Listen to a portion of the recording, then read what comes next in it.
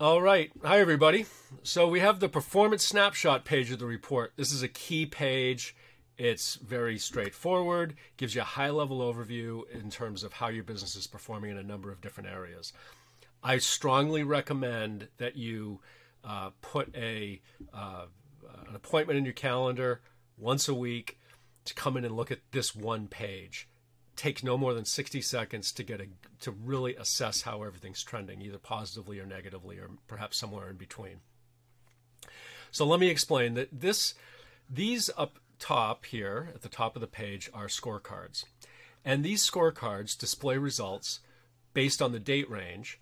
And this default date range out of the box is 28 days. You can change that date range, but that's how it's going to display. So it's going to show you the last 4 weeks of performance for your business in all these larger values right here.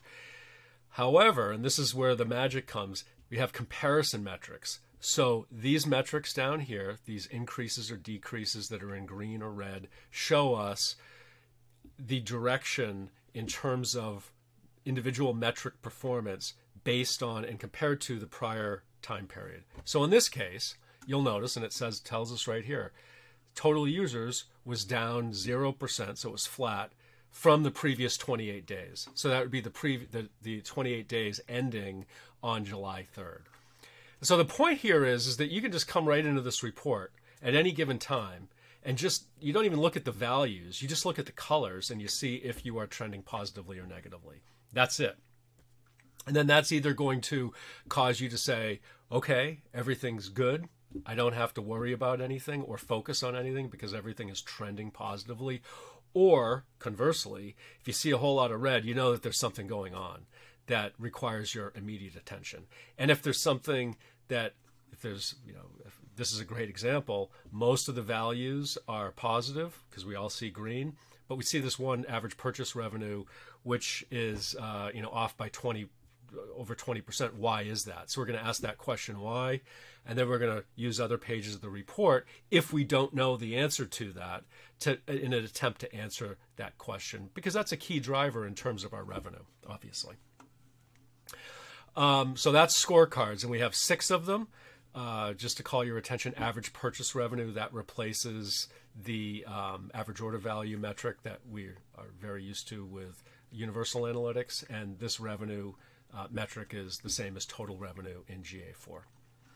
So moving on to session source medium. So this table right here gives us a high-level overview of our traffic and how it's performing in terms of 2 different metrics, sessions and revenue. So we can get a very quick snapshot in terms of that performance. And this is really, I would use this table more to reference against what you would expect. So do you expect that your Google CPC traffic has this amount of sessions and this amount of revenue? Was your expectation higher than that? If so, you're going to want to drill down into additional pages of the report, as for instance, some of these traffic acquisition pages right over here. You can also, and I'm just going to bring the report up here, just note that we've got revenue of 138,000, and that matches down here. And with all these metrics, this is across all of your traffic. Now, if I wanted to look and check out the performance of my Google paid traffic, my Google CPC traffic with that UTM structure, all I have to do is just click on this line of the report, and everything on the report will just show me the results for Google paid traffic. So I'm just going to pause it here while the report loads up. All right, so you'll notice here 8,800 or 8837, 8837. So everything that you're seeing now across these metrics is exclusive to Google paid traffic, as well as this report over here that we'll get into in just a moment. So when I want to reset this, okay, I just want to call your attention to 2 ways to reset this table. The first one is just to click that arrow, that back arrow at the top left of the table, and it resets. The other way that you can always reset any report is just to click this reset button up here. One thing to note when you do click this is that it's going to disconnect your data. You're going to have to load it back in again. Not a big deal, but I think a best practice and the easiest way to use it would be just to reset it on the table using that back arrow. Okay, so we've got session, source, and medium. One thing to note on this table is that you're going to get more value out of it if you're using UTM parameters consistently, across all of your traffic initiatives. I'm going to be putting together a UTM parameter training course in the coming weeks, and I'd strongly recommend, depending on when you're watching this video, that you check out that training, because it's going to make this report and this one table, just as an example, that much more valuable to you. Okay, so more on that to come. Transactions per country, very simple, basic report. You can just put your cursor over each one of these countries and you can see where your transactions are coming from. That may or may not inform some type of a traffic strategy, or change or cause you to adjust a given traffic strategy, and or the messaging on your website or individual landing pages. So just use that report for those types of, or this table for those types of questions. I'm going to move this right up here. And we have sessions and revenue per device category. Really straightforward. It just shows you, for instance, that desktop, we can put our cursor right here, had 40,500 sessions and just under $130,000 in revenue. We can move it along here. Now, this is another really good example, because what this shows me is that there's some type of potential issue going on with the mobile experience. We have virtually the same amount of sessions for desktop and mobile, but I don't know, what's that, 95% of our revenue or more is coming from desktop, whereas there's only $8,000 coming from mobile. There's something going on with the mobile experience, would be my hypothesis on that. It would be an area that I would want to drill into and identify what is going on that is causing that discrepancy, potentially. And I would use items or areas like the conversion journey analysis and or the device analysis right down here, perhaps the browser and device analysis as well. So just look at that.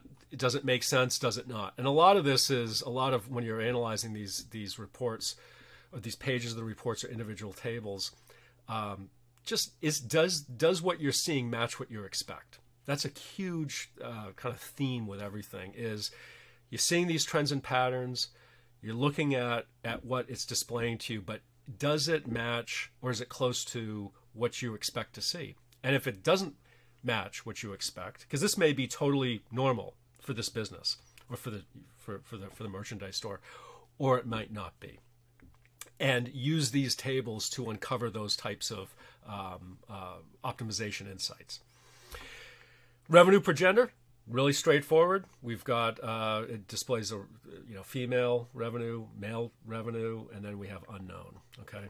If you're not seeing revenue, if you're not seeing anything light up, it's more than likely because your Google Signals has not been enabled. You're going to want to go into GA4, go into the admin section. If you have questions on that, you can just ping me and I can walk you through it. Might even do a quick video on it, because I've had several questions about this, and that's why. It's because Google Signals isn't enabled. But this simple thing right here, the simple donut chart, can inform our copy, our messaging, our landing page creation.